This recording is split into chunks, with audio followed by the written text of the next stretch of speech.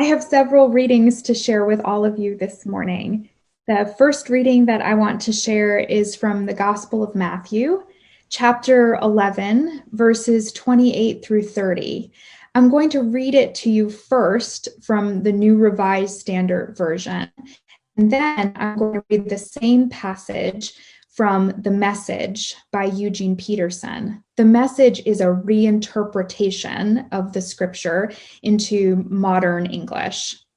So first from the New Revised Standard Version.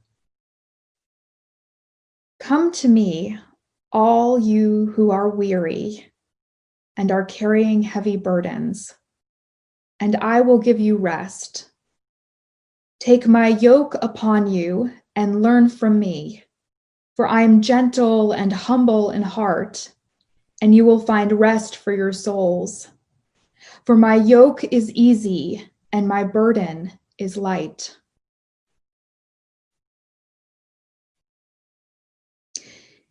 And from the Message by Eugene Peterson. Again, this is Matthew chapter 11, verses 28 through 30. Are you tired, worn out, burned out on religion? Come to me. Get away with me and you will recover your life. I'll show you how to take a real rest. Walk with me and work with me. Watch how I do it. Learn the unforced rhythms of grace. I won't lay anything heavy or ill-fitting on you. Keep company with me, and you will live to learn freely and lightly.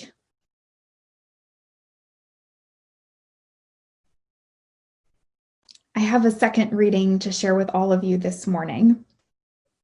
I had trouble picking readings this morning, so I'm doing several. The second one is one that will be familiar to all of you. I've shared it before during Meeting for Worship. It's a poem by Wendell Berry, and it's entitled The Peace of Wild Things.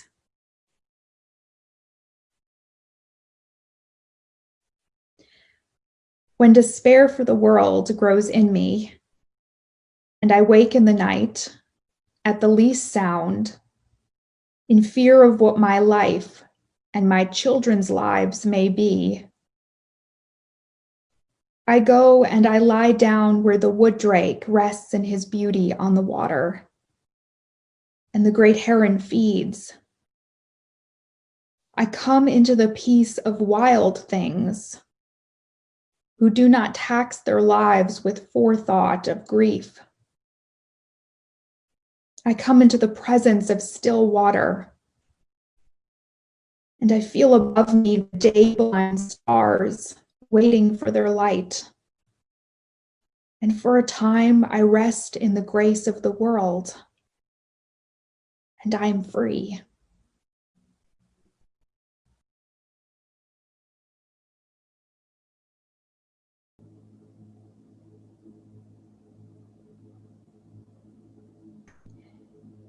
It has been amazing to me how different each person's experience has been over the last 4.5 months. My father works in a grocery store in New York, and he has continued to go into work all through the pandemic, like all essential workers. His experience has been very different from my mother's experience. She is a reading teacher, and starting in March, she moved to working remotely with her students, working with them online. My parents' experience has been very different from a friend of mine who lost her job in early April and who has since been unemployed. Her experience has been very different from a friend of mine, a colleague in ministry who works as a hospital chaplain at a large hospital in a large city. Her experience as a younger single person has been vastly different from the experience of another friend of mine who, close to retirement, has now been furloughed from his job for a number of months. I am having a very different experience during this pandemic, a very different experience from my male clergy colleagues, especially those without children, but even my male colleague with children. Because not only have I been pastoring, but I have also been parenting full-time without a break. And before the school year ended, I was also doing schooling with my children, as well as pastoring and parenting. But even though we are all meeting very different challenges during this time, a common thread is woven throughout all of the experiences of all of my family members and those in my community. I've heard this from almost everyone. People tell me they are exhausted now that we are approaching the end of July, now that we have been in quarantine and social distancing since the end of March. One friend said to me, "I don't know why I'm tired all the time. I'm still working from home, so I spend every day sitting on my couch with my computer." Another friend said, "I'm just tired at the end of every day. I get to the end of the day and I'm exhausted and I'm grumpy. I'm really short-tempered with my family and friends." Another friend who I spoke to, who has children, young children, my age and a little younger, she said this to me. She was crying when we were talking. She said, "I just need a break. I never get a break anymore. I need to be alone. I don't know that I can do this any longer." I've heard that this exhaustion that so many of us are experiencing is perhaps a symptom of our collective grief and trauma brought on by the huge number of deaths in our country, the constant stream of dire news. Things seem unrelentingly grim, and the number of cases of the virus is increasing day after day, the pandemic worsening every day as we go on in months. And for many of us, this pandemic also makes us feel closer to death, that we are faced with our own mortality or the reality of death in our communities in a way that perhaps we never have been before. Even for those of us who are fortunate enough to not have lost a loved one from the virus, death can feel very close right now. And so I do think that it is perhaps true that we are all experiencing a kind of collective trauma in our country right now. But I also think there are some other layers to this experience, some spiritual ones. I think that we are exhausted in part because we are lonely, disconnected from our systems of support, from our spiritual communities and our communities of love and care that are so sustaining for us in our lives.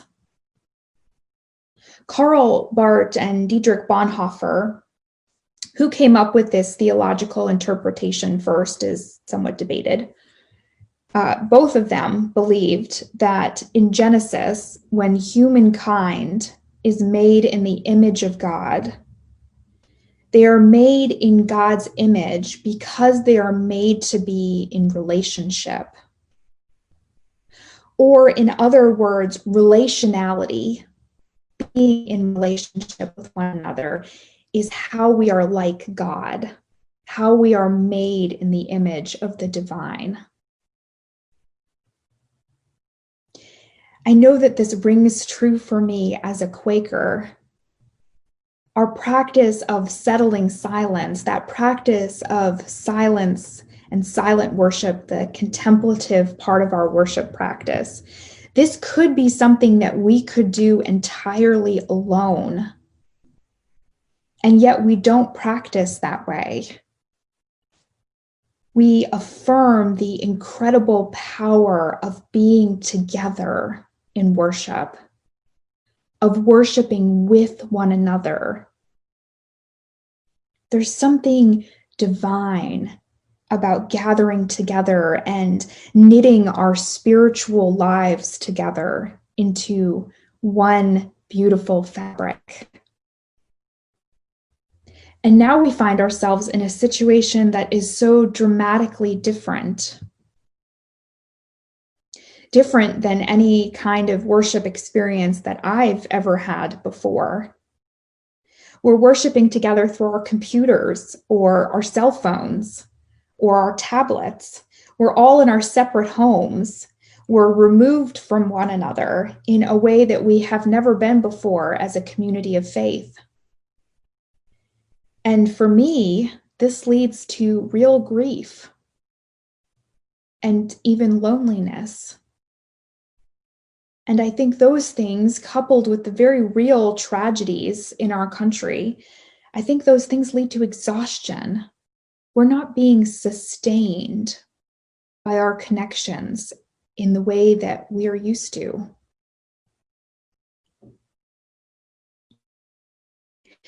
I preached this passage from Matthew fairly recently here at New Garden Friends meeting.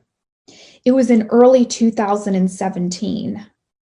And we as a community of faith, and indeed our whole country, was reeling from the 2016 election. It wasn't the first time that I had turned to this passage from Matthew for comfort, and I'm sure that it will not be the last time.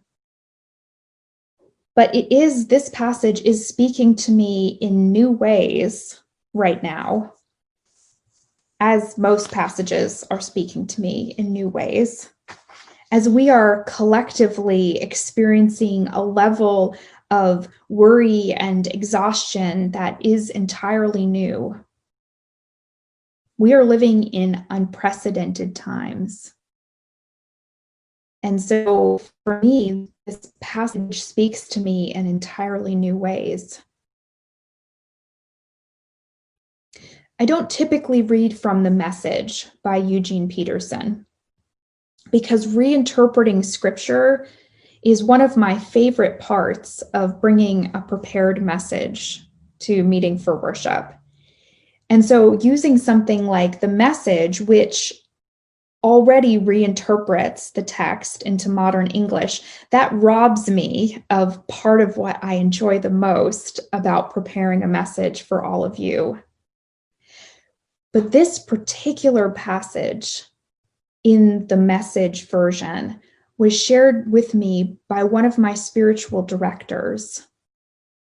And the words of Eugene Peterson's interpretation spoke to me so deeply and were so healing and nourishing for me that I have kept them with me for many years. And it's a passage that I return to again and again in the Message. This idea that the divine may help us to rest, that the divine may encourage us to rest, that the divine may allow us to rest in new and deep ways. This is a message that I need right now.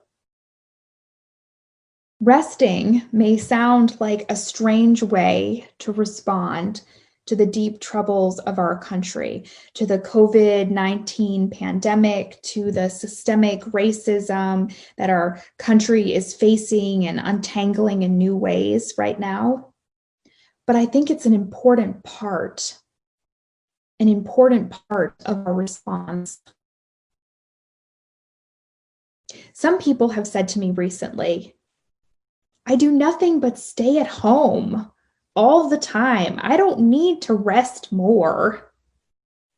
But the reality is, even if you are staying at home all of the time, even if you are working from your couch, even if you have cleared your schedule of all events and trips, We are all still carrying a heavy burden. And one of the best ways to carry that burden more lightly is to make time for rest.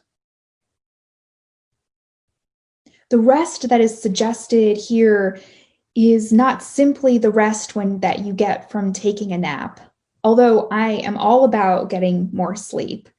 As a matter of fact, as I was writing my final draft of this message, I was working from home. I was sitting on my couch with my computer, and my daughter came and laid down next to me and then put her head on my lap and fell asleep and took a nap while I was holding her and typing on my computer with one hand. So I am absolutely all about sleeping, whether it's napping or getting enough rest at night. But the rest that's being suggested here is not just the rest of our physical bodies. It's the deep rest of our souls. Wendell Berry calls this deep rest the peace of wild things who do not tax their lives with forethought of grief. In the scripture passage for today, we hear that it is the unforced rhythm of grace. The unforced rhythm of grace. It is these rhythms of grace that are the divine, that is all around us, in all places, that deep center that we can find even in the midst of a storm. The urging here is to sink deep into that center, into that place of peace. We are being urged to relax, to trust, to allow it to be, to allow ourselves to just be. The peace of wild things is the peace that we carry within us. That peace that we forget is within us because of the tumult of the world. It is the retreating to this place of peace that allows us to step forward with courage and with energy to do the work of the Spirit, that work that we are being called to do every day, all of our lives, the work of justice and mercy and peace, the work of love in our world. If we are going to step forward with courage and with strength into that work, then we have to learn those unhurried rhythms of grace. Those unhurried rhythms of grace that remind us to take the work piece by piece and to commit whatever energy we have that the day will bring to this work. This is all something that does not come easily to me. I'm somebody who talks fast.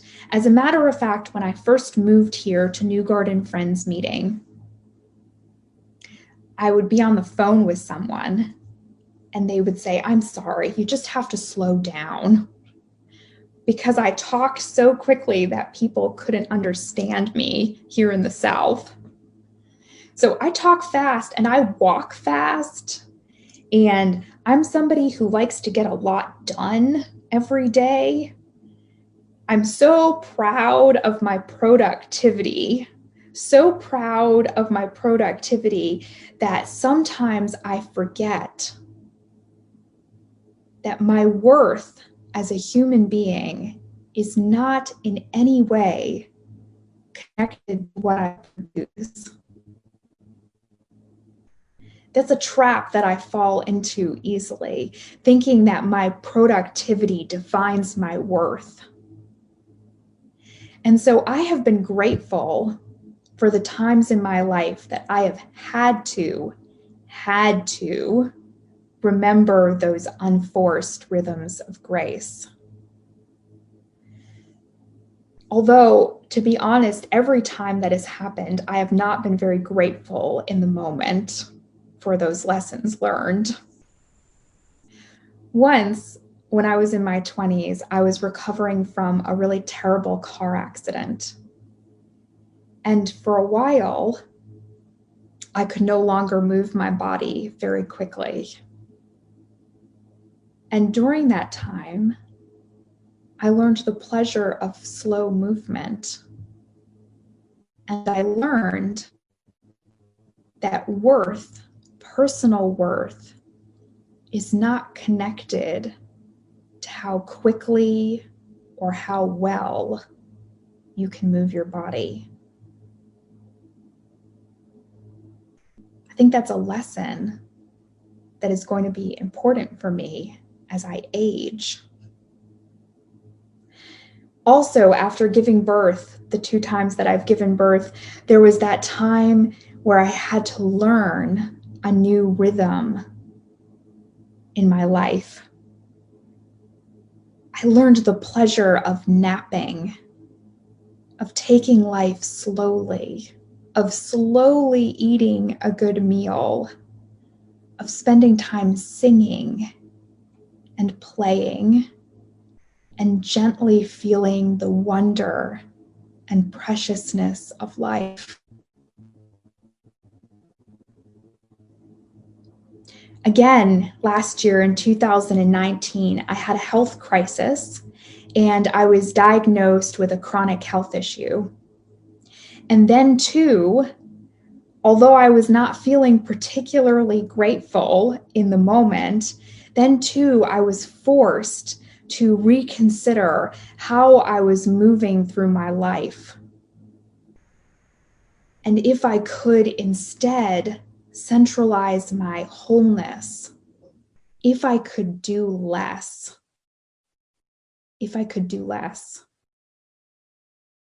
And now, again, with this pandemic, I know that I am being forced to do things differently.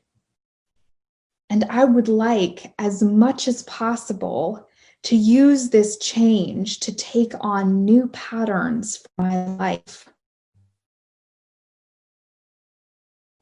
I want to come into the peace of wild things. My soul longs for that place of tender rest. I want to learn the unhurried and unforced rhythms of grace. I want to walk with the divine and to find true and deep rest in that walk. And so now, in these unprecedented times, that is my spiritual goal. The unhurried rhythms of grace. Friends, I would invite you to hear with me the good news of today, that the divine tenderly cares for us, that this could be a season when we could learn to take good care of ourselves as we take good care of our neighbors.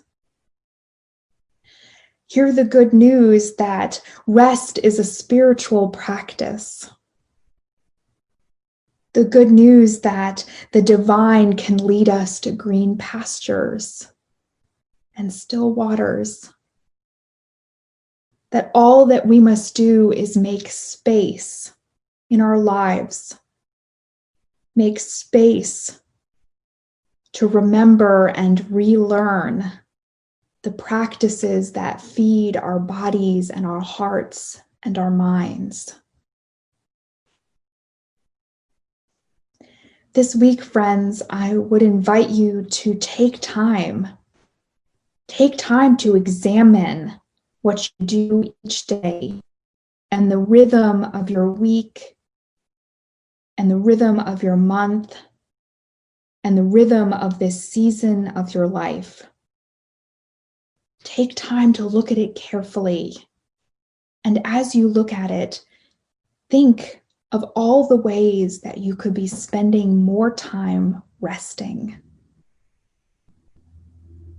What could that spiritual practice of rest look like for you? How could you prioritize that time of peace with the divine and that care of yourself? And as you do so, friends, may you be reminded of that peace of wild things and the blessing of unhurried rhythms of grace.